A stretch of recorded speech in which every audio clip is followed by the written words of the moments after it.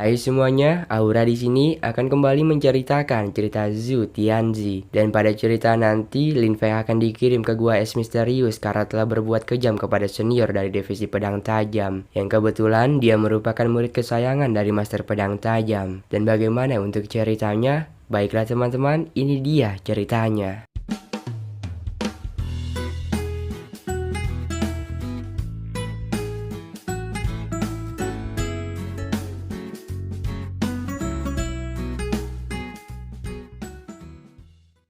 Pada bagian sebelumnya, kita sudah menyaksikan terlahirnya Lin Fei, seorang murid dari sekte Tang Wenjian yang berhasil membungkam ketiadaan dari Dark Abyss yang meresahkan. Untunglah Lin Fei bereinkarnasi di tubuh pemuda sampah yang sudah mempunyai bakat terpendam.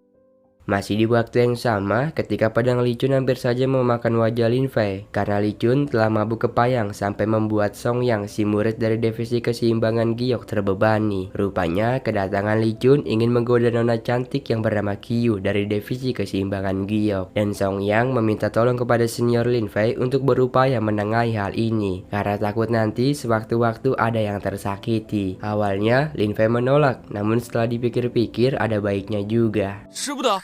那可是李传啊！哎呀，一个酒疯子而已，快来帮忙！怎么说？一位超然，咱惹不起啊！没什么，交给我吧。师妹别害羞啊！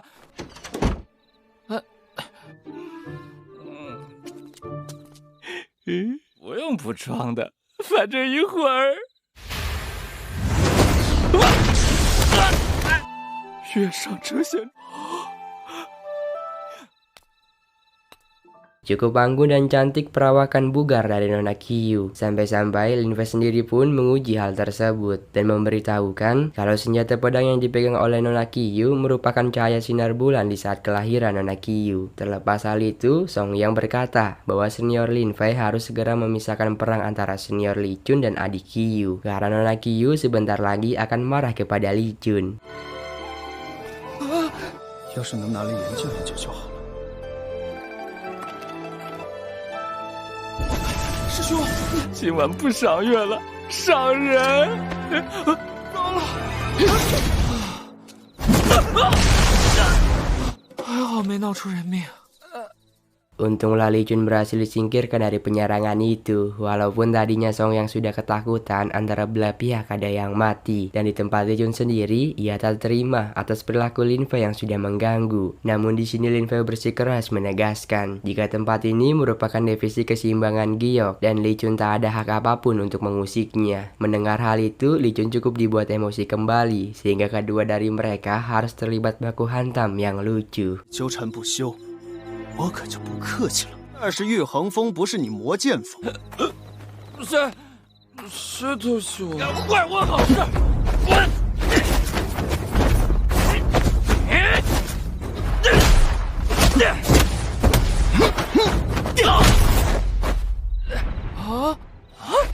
小子，还是第一次。 小心！我让你今天就打死我，不然这一脚是命还！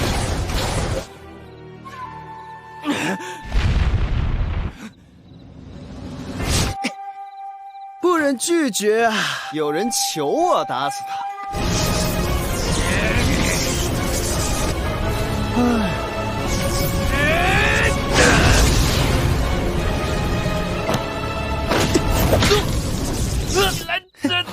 Agak sedikit freak namun sangat lucu. Ketika Li Chun meremehkan bakat Lin Fei, disitulah emosi Li Chun semakin menggebu-gebu. Untunglah hal tersebut berhasil ditangani dengan indah, dan bahkan Lin Fei memukuli Li Chun kembali. Dan Li Chun pun mengakui kalau dia hanya berpura-pura mabuk biar dikira keren di hadapan nona Qiyu yang menawan. Lalu Li Chun bergumam dalam hati dan kabur lari terkencing-kencing. 反放心，绝对让你称心如意。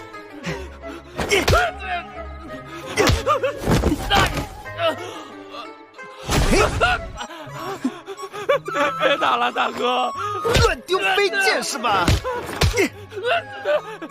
林师兄，你一表人才，我刚才说的都是醉林师兄话，你别打了。可恶！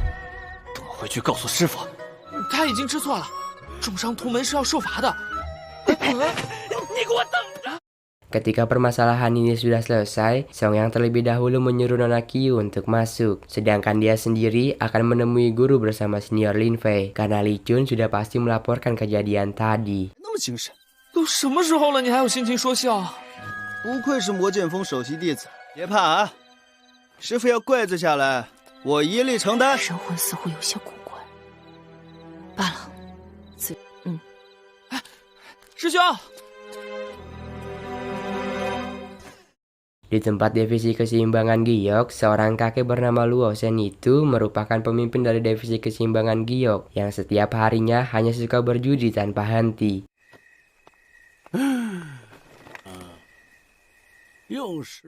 Dan di tempat Li Chun, dia sedang bergegas meluncur ke tempat Luo Shen untuk melaporkan apa yang sudah dilakukan oleh para murid Luo Shen terhadapnya.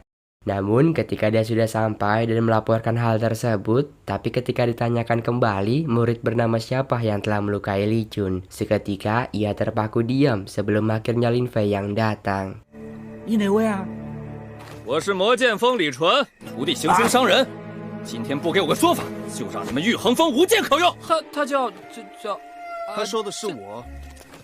Luo Shen yang baru mengetahui hal itu pun langsung menghiraukan sebentar niat Li Chun datang kepadanya dan lebih mementingkan meminjam uang batu roh kepada Lin Fei. Sedangkan Li Chun sendiri sudah ingin menetapkan Lin Fei dihukum sebagaimana mestinya peraturan sekte yang berlaku. Jika melukai sesama murid sekte, maka ganjarannya harus dihukum ke gua es misterius. 归重伤同门，该罚去玄冰洞苦修。上个月还有上这个月借的，都还没还呢。 这师傅几个儿子周转周转，过几天就还你。要你磨叽什么呢？赶紧办我的事儿！是吗？我都忘了。你干的？徒儿知错，甘愿领罚，一人当。师傅尽管责罚。不愧是林师兄。玄冰洞，师傅，事出有因，林师兄罪不至此啊！你知道个屁！还不快滚回去收拾！罗神香，你这是包庇！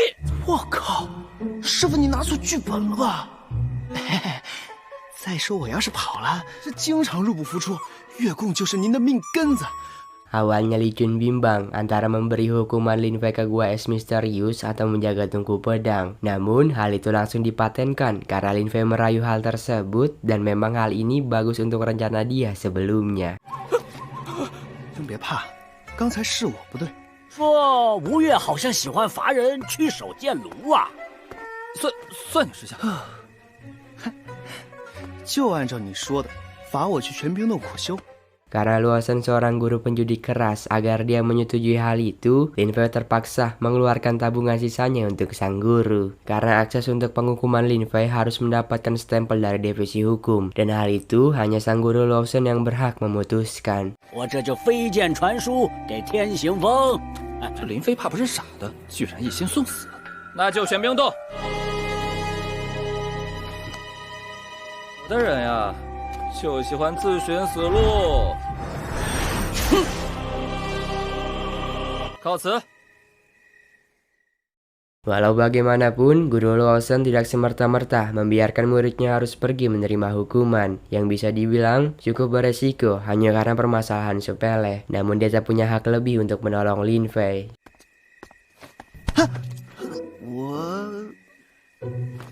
你小子去玄冰洞另有所图吧？ 听说玄冰洞很黑，滚滚滚！为师要睡觉了，破铜烂铁干嘛？拿走拿走！谢师傅。 Cerita ini bersambung ketika Song Tian datang sebagai utusan dari divisi hukum untuk membawa Lin Fei ke gua es misterius. Ia pun cukup senang bahwa kini musuh abadi dia harus mati secara perlahan di gua es misterius. 哎呀，他会冷酷的拒绝你，残忍的羞辱你。林飞呀，林飞，你现在肯定害怕的瑟瑟发抖吧？ Namun kendati demikian, Lin Fei bersemangat untuk menerima hukumannya dan meminta Song Tian segera membawa dia ke gua es misterius. 待会儿不管你怎么求饶，怎么来这么晚呀？来，别耽误我时间。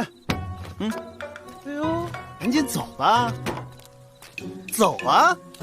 这会儿演的再好也没用，当我装镇定是吧？玄冰洞绝对下得腿软。 Dalam segi penceritaan, dongwha ini wajib kalian tonton secara utuh karena menurut pribadi saya, dongwha ini bagus dalam segi grafik maupun komunikasi antara tokoh pemain. Baiklah, segitu saja dulu pembahasan cerita kali ini. Ada pelajaran yang kita dapat di setiap adegan, bahwa sang guru tak akan mungkin menjerumuskan muridnya ke dalam kesengsaraan.